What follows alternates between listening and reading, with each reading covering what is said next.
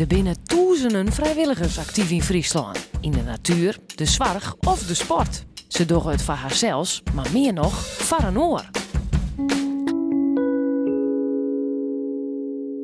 We zijn bij de Voedselbank in Leeuwarden en vandaag is uitgiftedag. En dan komen er ongeveer 100 klanten hun pakketten ophalen.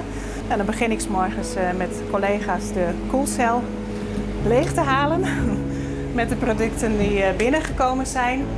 Eigenlijk is het meeste goed genoeg om weer door te geven aan de klanten, dus daar zijn we heel blij mee.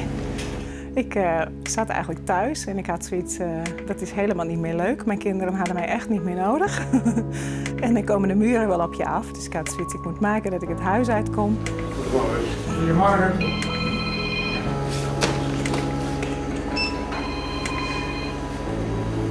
A-pakketje. Die werken alleen vrijwilligers. Ja, mooi, bedankt. Ik denk dat we op dit moment op ongeveer 150 mensen zijn die hier zorgen dat het loopt. Bij de meneer van het vlees nog even wat vlees halen. Ja. En bij de mevrouw van het brood mag u nog wat brood ophalen. En verderop staat nog wat zuivel. En deze producten mag u overpakken in de tassen.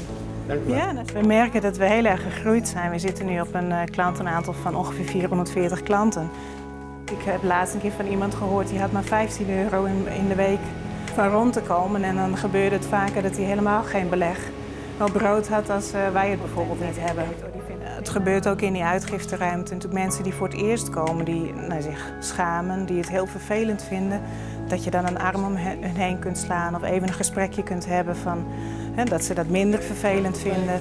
En gewoon de mensen helpen om het leven toch iets aangenamer te maken. Dat vind ik ontzettend leuk aan dit werk. Zoek van meer informatie over Varenoor op uw Facebook-site.